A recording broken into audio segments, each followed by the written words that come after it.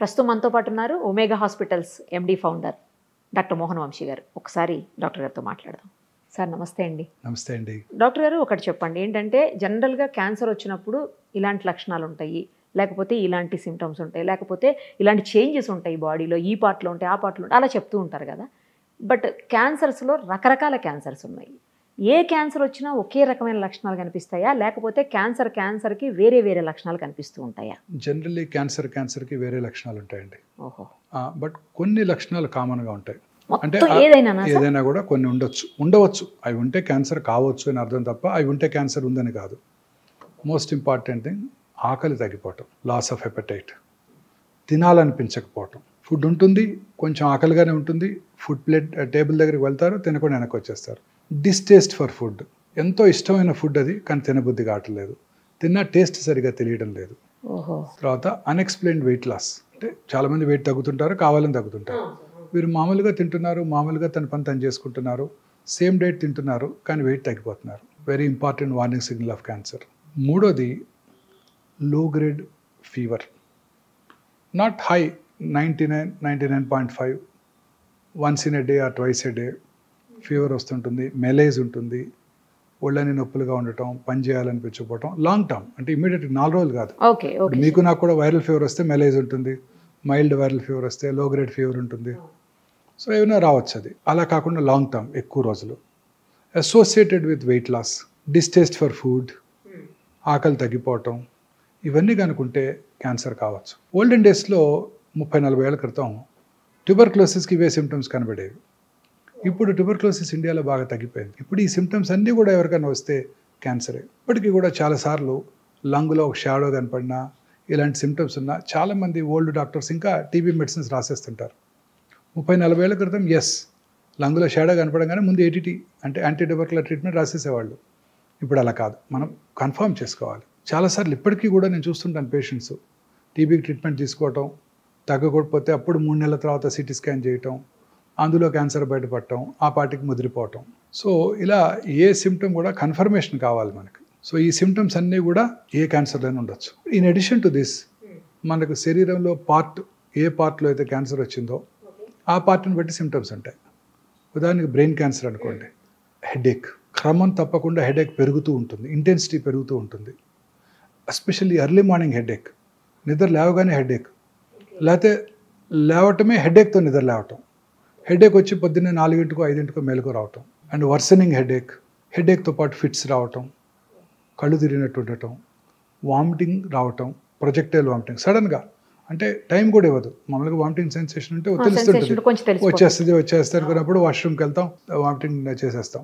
ఇక్కడ అది కూడా అంత టైం ఇవ్వదు.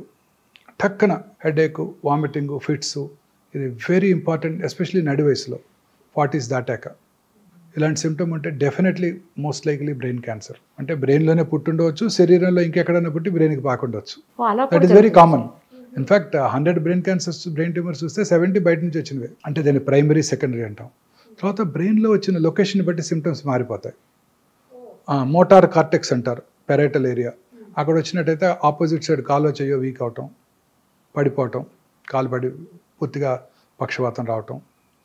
ఫ్రాంటల్ లోబులో వస్తే వాయిస్ పడిపోవటం, ఆర్ కొన్నిసార్లు సడన్గా అందరి ముందు డ్రెస్ చేంజ్ చేసుకోవటం, అందరి ముందు యూరిన్ పాస్ చేయటం. ఆక్సిపిటల్ లోబులో వస్తే విజువల్ డిస్టర్బెన్సెస్ రావటం. చిన్న మెదడు అంటాం, సెరిబెల్లం, అక్కడ వచ్చినట్టయితే ఆల్కహాల్ తాగిన వాళ్ళు నడిచినట్టు నడవటం.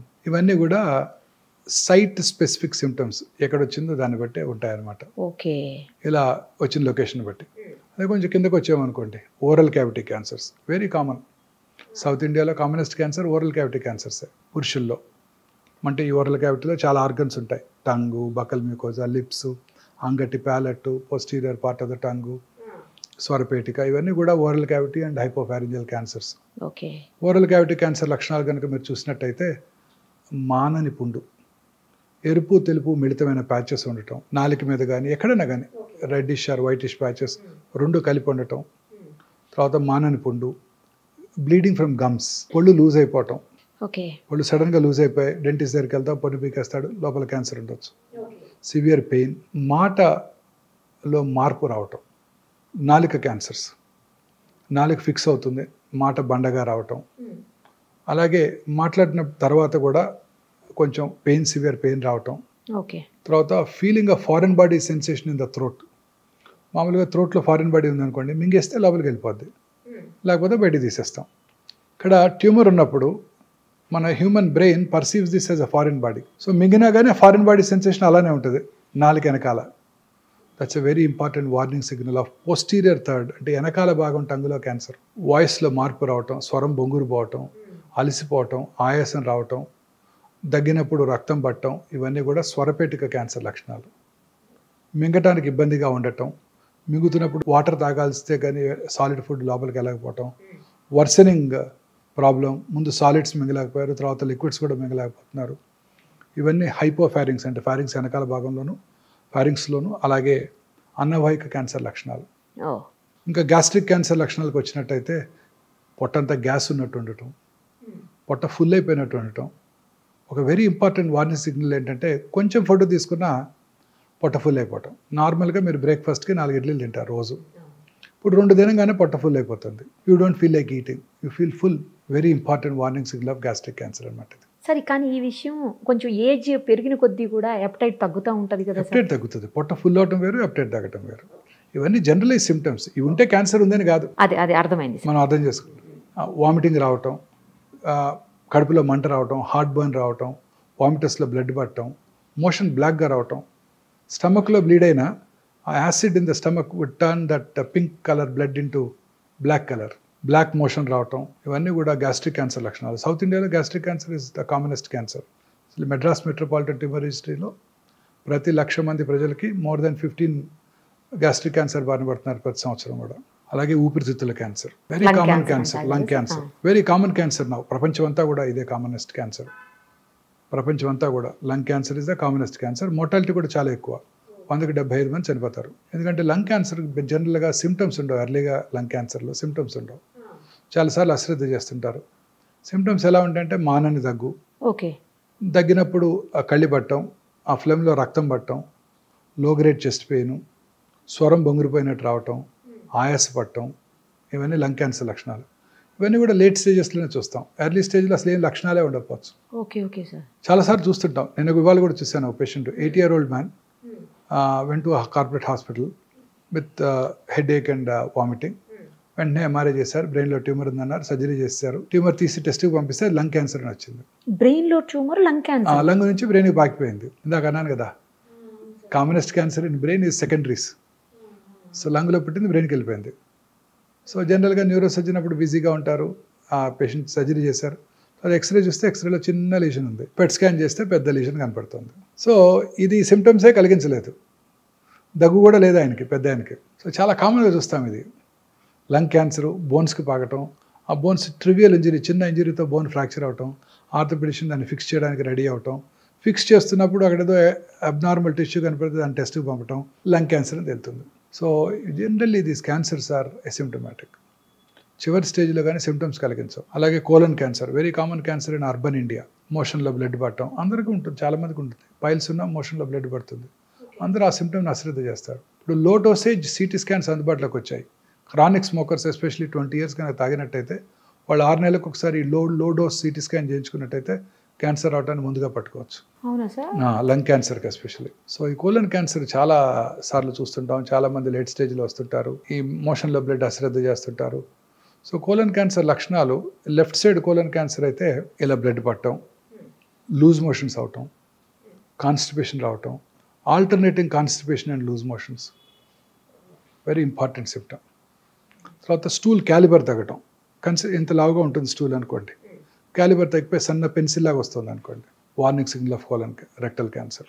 అలాగే మోషన్కి వెళ్ళాక మనందరికీ కూడా ఒక మంచి ఫీలింగ్ ఉంటుంది, ఇవాళ ఫుల్ మోషన్ అయిపోయింది, ఫ్రీ మోషన్ అయిపోయింది, హ్యాపీగా ఉంటాం మనం. ఆ ఫీలింగ్ వస్తుంది మోషన్ అయిపోగానే, ఫీలింగ్ ఆఫ్ కంప్లీట్ ఎవాక్యుయేషన్. అది కొంతమందికి మోషన్ వెళ్ళాక ఫుల్ మోషన్ అయిపోయినా కూడా ఫీలింగ్ ఆఫ్ ఇన్కంప్లీట్ ఎవాక్యుయేషన్, ఇంకా మోషన్ ఉంది అన్న ఫీలింగ్. ఇంకొంచెం సేపు టైం స్పెండ్ చేసినా అది రాదు, కానీ ఆ ఫీలింగ్ అట్లా బ్రెయిన్ పర్సీవ్ చేస్తూనే ఉంటుంది, ఇంకా పూర్తిగా ఎంప్టీ చేసినట్టు లేరు అని. అది యాక్చువల్లీ అది మోషన్ కాదు, tumour. Brain does not recognise that. Brain ఏం రికగ్నైజ్ చేస్తుంది? రెక్టంలో ఏదో గడ్డ ఉందని రికగ్నైజ్ చేస్తుంది. అది మోషనా లేకపోతే ట్యూమరా బ్రెయిన్ పర్సీవ్ చేయలేదు. సో అందువల్ల అది మనం ఫీలింగ్ ఆఫ్ ఇన్కంప్లీట్ ఎవాక్యుయేషన్ ఉంటుంది. ఆ సిమ్టమ్ కనుక ఉన్నట్టయితే very important warning signal of rectal cancer. So అలాగే కొన్ని రకాల క్యాన్సర్లు కుడిపక్క పేగులో రైట్ సైడ్ కోలన్ క్యాన్సర్స్ ఎటువంటి సిమ్టమ్స్ ఉండవు, సైలెంట్ కిల్లర్. గ్యాస్ట్రిక్ క్యాన్సర్ లానే, ఎందుకంటే అక్కడ మోషన్ లిక్విడ్గా ఉంటుంది, అడ్డం పడదు. సీకం అంటే రైట్ సైడ్ కోలన్ బాగా లావుగా ఉంటుంది, ఎంత పెద్ద పుండు పడినా బ్లాక్ చేయదు, బ్లడ్ కారిపోతుంటుంది, మీకు మోషన్లో మిక్స్ అయిపోయి ఉంటుంది, మనకు తెలియని కూడా తెలియదు. లివర్కో లంగ్స్కో పాకాక డాక్టర్ దగ్గరికి వస్తారు వాళ్ళు. Very common problem with right sided colon cancer. అసలు 40 ఏళ్ళు దాటాక ఎవరికైనా ఎనీమియా అంటే రక్తలేమి రక్తహీనత వచ్చినట్టయితే ఫస్ట్ ఎండోస్కోపీ కొలనోస్కోపీ చేసుకోవాలి. సౌత్ ఇండియాలో అయితే upper GI endoscopy first, followed by colonoscopy normal ఉంటే. నార్త్ ఇండియాలో అయితే colonoscopy first, followed by and upper GI scopy. ఎందుకంటే ఈ 2 క్యాన్సర్లు కూడా బ్లడ్ తగ్గిపోతుంటాయి. చాలామంది ఎనీమియా వచ్చినప్పుడు డాక్టర్ దగ్గరికి వెళ్ళినప్పుడు డాక్టర్లు బ్లడ్ ట్రాన్స్ఫ్యూషన్ ఇస్తారు, హిమటోనిక్స్ ఇస్తారు, ఐరన్ సప్లిమెంట్స్ ఇస్తారు, విటమిన్ సి ఇస్తారు, B12 ఇస్తారు. అవసరమైతే బ్లడ్ తగ్గినప్పుడు ఇంకొక మెయిన్ సిమ్టమ్ ఏంటంటే ఆయాసం రావటం. ఆయాసం వస్తే ఫస్ట్ ఎవరి దగ్గరికి వెళ్తారు? ఓల్డ్ మ్యాన్ కార్డియాలజిస్ట్ దగ్గరికి వెళ్తారు. ఆయన ఎంజాయ్ చేస్తారు, అందరికీ 2 బ్లాక్లు ఉంటాయి ఆ వయసులో, 2 స్టెంట్లు వేసేస్తారు. ఆ తర్వాత మళ్ళీ ఇంకా కూడా ఆయాసము రక్తలేని ఉన్నట్టయితే అప్పుడు ఆంకాలజిస్ట్ దగ్గరికి వెళ్తారు, వాళ్ళే పంపుతారు క్యాన్సర్ ఏమోనని. చాలా కామన్గా చూస్తుంటాం ఈ సిమ్టమ్. యూరిన్లో బ్లడ్ పట్టడం. ఎక్కడ బ్లడ్ పడినానండి, ముక్కులోంచి కానీ, నోట్లోంచి కానీ, చెవిలోంచి కానీ, యూరిన్లో కానీ, మోషన్లో కానీ, ఫ్లమ్లో కానీ, ఎక్కడ బ్లడ్ పడినా కూడా నిప్పుల నుంచి బ్లడీ డిశ్చార్జ్ రావటం కానీ, అబ్నార్మల్ బ్లీడింగ్ ఫ్రమ్ యూట్రస్ కానివ్వండి, పీరియడ్స్ కాని టైంలో బ్లడ్ వచ్చినా కానీ, ఇంటర్మెన్స్ట్రల్ బ్లీడింగ్ కానివ్వండి, పోస్ట్ కాయిటల్ భర్తతో చేరిన తర్వాత బ్లీడింగ్ కానివ్వండి, ఇవన్నీ కూడా అశ్రద్ధ చేయకూడదు. ఈ 6 సిమ్టమ్స్ అసలు ఎప్పుడు అశ్రద్ధ చేయకూడదు. చాలా వెరీ ఇంపార్టెంట్ వార్నింగ్ సిగ్నల్స్. ఇప్పుడు భారతదేశంలో స్త్రీలలో అత్యధికంగా కనబడే క్యాన్సర్ బ్రెస్ట్ క్యాన్సర్. 2022లో 2,24,000 బ్రెస్ట్ క్యాన్సర్ డయాగ్నోస్ అయిపడ్డాయి. 2010లో ఇట్ వాజ్ 80. రోజుకి పెరిగిపోతుంది. ఇంకొక బ్యాడ్ న్యూస్ ఏంటంటే భారతదేశంలో చూసే బ్రెస్ట్ క్యాన్సర్ పేషెంట్స్ యంగ్ ఏజ్లో వస్తున్నారు. యంగ్ ఏజ్లో వస్తే దే ఆర్ వెరీ అగ్రెసివ్. ఏ క్యాన్సర్ అయినా for that matter except thyroid, ఏ క్యాన్సర్ అయినా చిన్న వయసులో వచ్చిందంటే 20 to 40 మధ్య వచ్చిందంటే చాలా అగ్రెసివ్గా బిహేవ్ చేస్తాయి.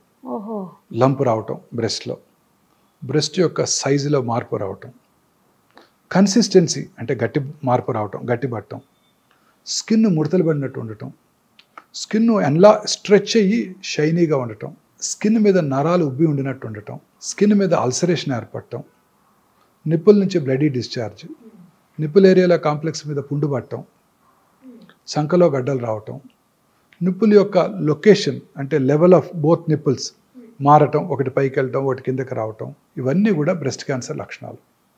ఎక్కడ కూడా నొప్పి లేదు. అందరు స్త్రీలు అశ్రద్ధ చేస్తారు, సహజ సిగ్గు వెళ్ళి చెప్పుకోవడానికి. వాళ్ళకిగా వాళ్ళు రెగ్యులర్గా పరీక్ష చేసుకున్నట్టయితే ఈజీగా పట్టుకోవచ్చు. ఎలా టెస్ట్ చేసుకోవాలి బ్రెస్ట్ క్యాన్సర్ అనేది? వాళ్ళు చేసుకుంటే తెలుస్తుంది అంటున్నారు, ఎట్లా తెలుస్తుంది? సెల్ఫ్ ఎగ్జామినేషన్ అంటే వారికిగా వారు పరీక్ష చేసుకోవటం ఒక అలవాటుగా ప్రతి స్త్రీ పీరియడ్స్ అయిపోయిన 1 వీక్ తర్వాత, ఎందుకంటే అప్పుడు బ్రెస్ట్ ఆర్ సప్పులుగా ఉంటాయి. పీరియడ్స్ టైంలోనూ పీరియడ్స్ ముందు బ్రెస్ట్ ఆర్ లంపీగా ఉంటాయి, పెయిన్ఫుల్గా కూడా ఉంటాయి, టెండర్గా ఉంటాయి.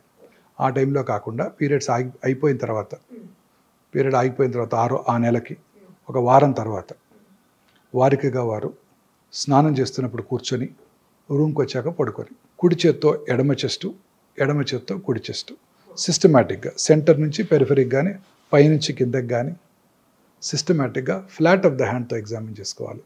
టిప్స్ ఆఫ్ ద ఫింగర్తో కాదు, ఇలా కాదు, ఫ్లాట్ ఆఫ్ ద హ్యాండ్తో పరీక్ష చేసుకున్నట్టయితే వాళ్ళకు ఒక అవగాహన వస్తుంది. అలా నెలకి 2 సార్లు 1 సారి రెగ్యులర్గా చేసుకున్నట్టయితే వాళ్ళకి అవగాహన వచ్చి వారి శరీరం మీద ఎటువంటి చిన్న మార్పునైనా కూడా పట్టుకోగలుగుతారు. ఓకే.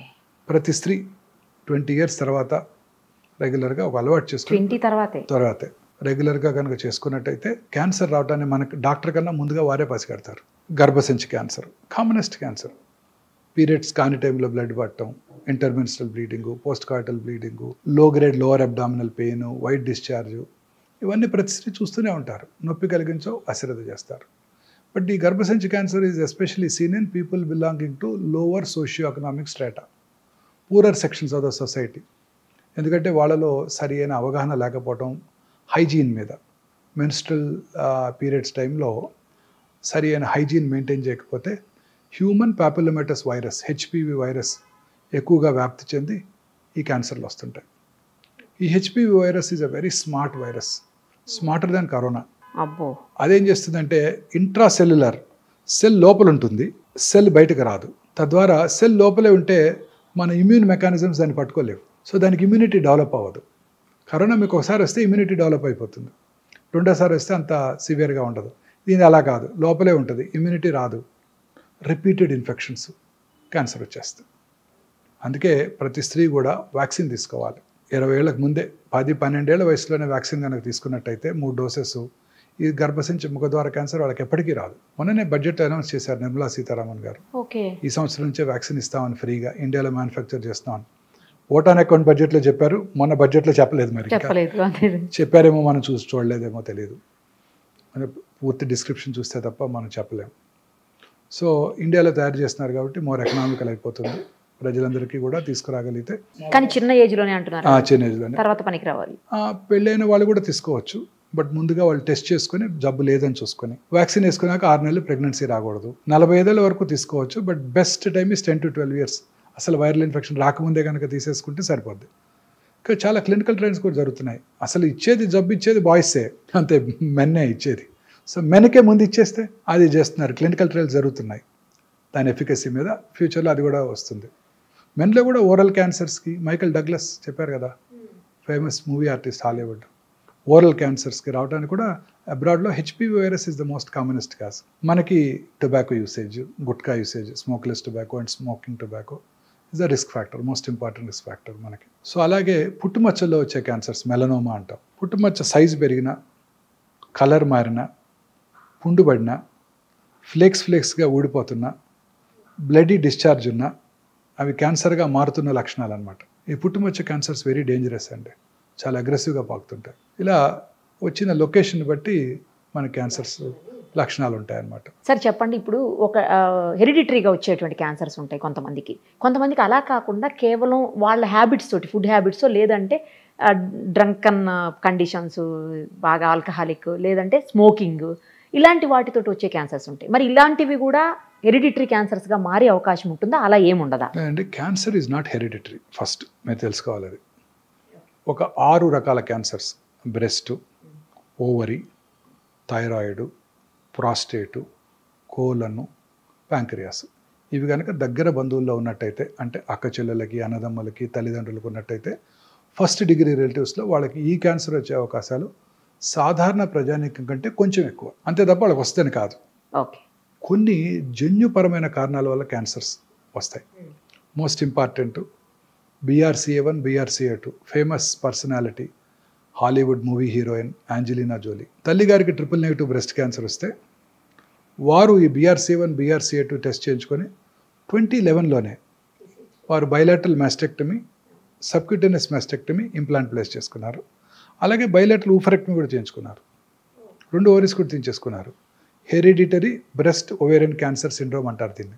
సో ఈ 2 కనుక ఉన్నట్టయితే 100% breast cancer, 70 to 80% ovarian cancer వస్తుంది. అందుకే అమ్మాయి అంత చిన్న వయసులోనే 2 బ్రెస్ట్లు, 2 ఓవరీలు తీయించుకుంది. ఇక ఆమెకు వచ్చే ఛాన్స్ ఉండదా? ఉండదు. ఇంకా BRCA1, BRCA2 మ్యుటేషన్. మొన్న మధ్య హంసానందని గారు కూడా అనౌన్స్ చేశారు, వారికి ట్రిపుల్-నెగటివ్ బ్రెస్ట్ క్యాన్సర్, వారికే BRCA1 పాజిటివ్ ఉందని. వారికి కూడా బ్రెస్ట్ క్యాన్సర్ వచ్చే అవకాశాలు 90%, ఓవేరియన్ క్యాన్సర్ వచ్చే అవకాశాలు 60 to 70%. సో ఈ BRCA1, BRCA2 పాజిటివ్ ఉంటే వాళ్ళకి రిస్క్ రిడక్షన్ సర్జరీస్ అని ముందే చేయించుకున్నట్టయితే క్యాన్సర్ రాకుండా కాపాడుకోవచ్చు. తర్వాత కొన్ని రకాల thyroid cancers, medullary thyroid carcinoma, RET gene అంటారు, RET జీన్, రెడ్ జీన్, అది కనుక్కున్నట్టయితే వాళ్ళకి ఆ క్యాన్సర్ వస్తుంది. మల్టిపుల్ ఎండోక్రైన్ నియోప్లేషియా అని కూడా అంటారు. సో వాళ్ళకి ఆ మెడులరీ కార్సినోమా ఉండి రెడ్ జీన్ కనుక పాజిటివ్ ఉంటే వాళ్ళ పిల్లలకి థైరాయిడెక్టమీ చేసేయాలి ఫస్టే. ఎప్పుడు చేయాలి? 1 year రాకముందే చేసేయాలి, అప్పుడే బెస్ట్ సర్వ్డ్. అంత చిన్న ఏజ్. రెడ్ జీన్ పాజిటివ్ ఉంటే 1 year రాకముందే చేసేసేయాలి థైరాయిడ్ సర్జరీ, టోటల్ థైరాయిడెక్టమీ చేయించేసుకోవాలి. అలాగే FAP gene, familial adenomatous polyposis coli, ఈ FAP జీన్ పాజిటివ్ ఉన్న వాళ్ళలో 35 నుంచే క్యాన్సర్లు వచ్చేస్తుంటాయి కోలంలో. ఆ FAP జీన్ పాజిటివ్ ఉంటే 35 years రాగానే కొలనోస్కోపీ చేయించుకొని, లేకపోతే ముందుగానే కొలనోస్కోపీ స్క్రీనింగ్ చేసుకుంటూ పాలిప్స్ కనుక డెవలప్ అయిన వెంటనే టోటల్ ప్రాక్టోకోలెక్టమీ చేసేసుకుంటే ఆ క్యాన్సర్ రావడాన్ని మనం నిరోధించవచ్చు. అలాగే hereditary non polyposis colon cancer కూడా ఉంది, లించ్ సిండ్రోమ్ అంటారు. వాళ్ళకు కూడా ఈ కోలన్ క్యాన్సర్ స్క్రీనింగ్ రెగ్యులర్గా చేసుకోవాల్సి ఉంటుంది. సో ఇంకా ఇతరత్ర ఫుడ్ హ్యాబిట్స్ వలన, మీరు అన్నట్టు స్మోకింగు, ఆల్కహాల్ వలన క్యాన్సర్స్ వస్తాయి. వాళ్ళలో అవి జనరల్గా వంశపారంపర్యం కాదు, అవి జనరల్గా లేట్ ఏజ్లో వస్తుంటాయి. ఓకే. సో స్మోకింగ్ చేసే వాళ్ళను, గుట్కా తినే వాళ్ళలో ఈ క్యాన్సర్స్ చూస్తుంటాం చాలా రెగ్యులర్గా.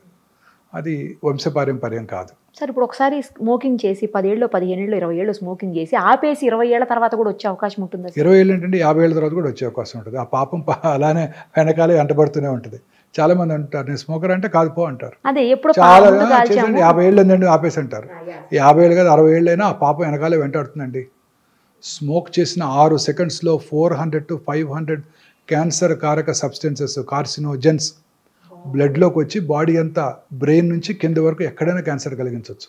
గర్భసంచి ముఖద్వారం స్మోక్ చేసే ఆడవాళ్ళలో అక్కడ కూడా క్యాన్సర్ వస్తుంది. ఎండోమెట్రియల్ క్యాన్సర్ అని ఒకటి ఉంది. గర్భసంచిలో 2 పార్ట్స్ ఉన్నాయి, body and cervix. Cervix cancer వస్తుంది స్మోక్ చేస్తే, కానీ స్మోక్ చేసే ఆడవాళ్ళలో ఎండోమెట్రియల్ క్యాన్సర్ వచ్చే అవకాశాలు తక్కువ ఉంటాయి. Interesting observation.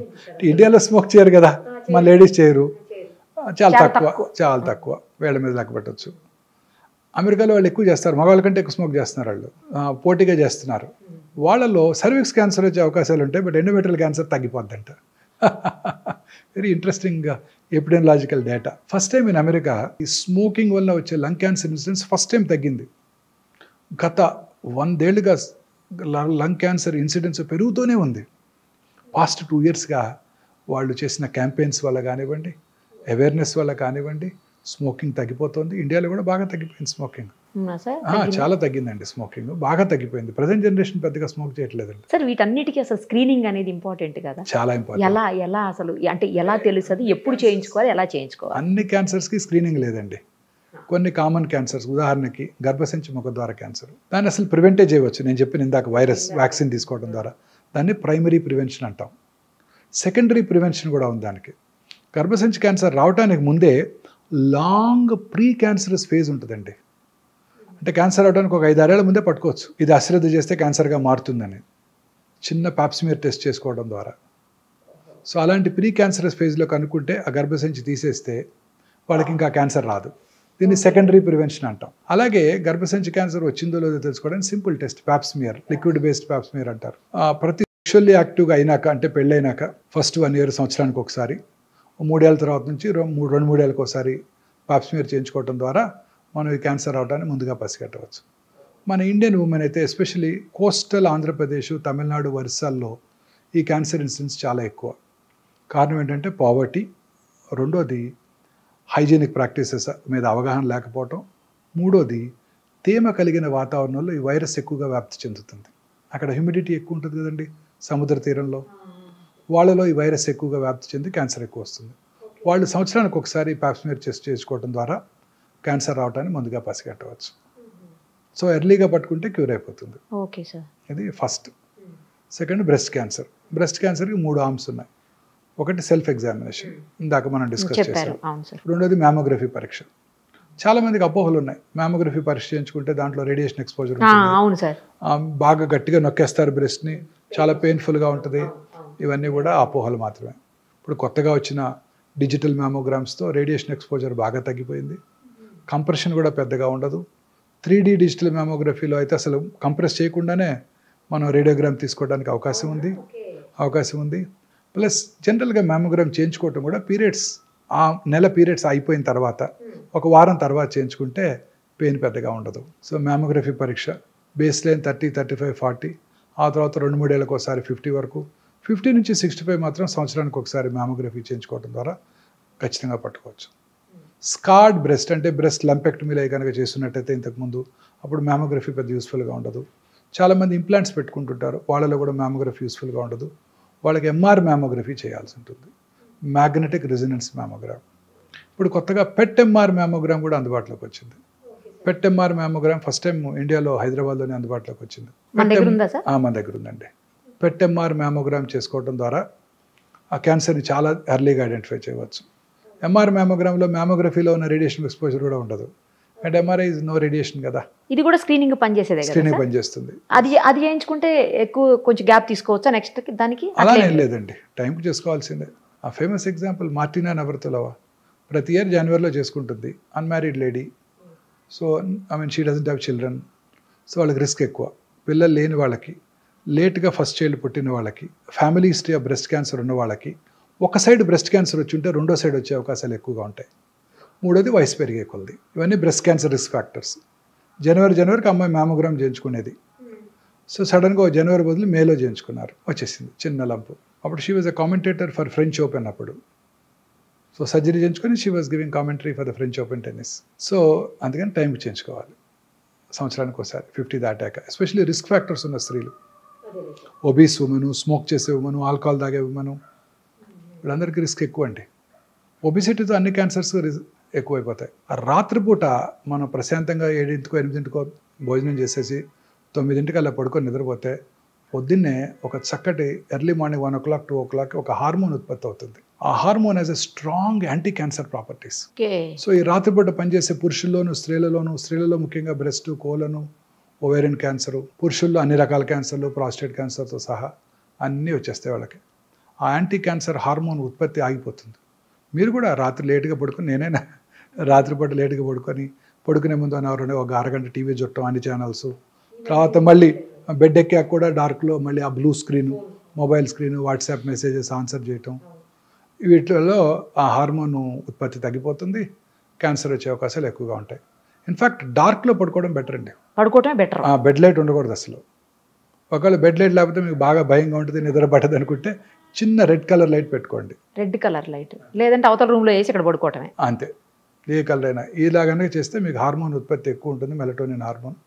దానివల్ల క్యాన్సర్ రాకుండా ఉండే అవకాశాలు ఎక్కువ ఉంటాయి.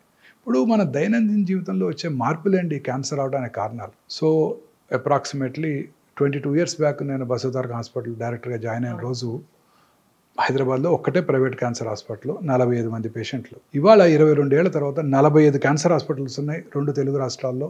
ఒక్కచోట బెడ్ ఖాళీ లేదు. నా కళ్ళ ముందు వచ్చిన మార్పు అది. నాకు 13-14 years బ్యాక్ మీరు ఇచ్చిన ఇంటర్వ్యూలో ఆ రోజు చెప్పారు మీరు, ఇప్పుడు 10 మందిలో ఒక్కళ్ళకు కూడా కనిపించట్లేదు, 20 మందికి ఒక్కళ్ళకి అట్లా కనిపిస్తుంది, కానీ రాబోయే 10-15 ఏళ్ల తర్వాత నిరుపమ గుర్తుపెట్టుకో నువ్వు, మళ్ళీ మనం ఇంటర్వ్యూ చేద్దాం ఆ తర్వాత అని కూడా అన్నారు ఆ రోజు మీరు. ఇప్పుడు ప్రతి 9 మందిలో ఒకరి క్యాన్సర్ వస్తుంది. అదే చెప్పారు మీకు ఆ రోజు. 16 లక్షల న్యూ క్యాన్సర్ పేషెంట్స్. అది ICMR వారు ఇచ్చిన report, Indian council for medical research 2022లో వచ్చిన నెంబర్ ఆఫ్ క్యాన్సర్స్.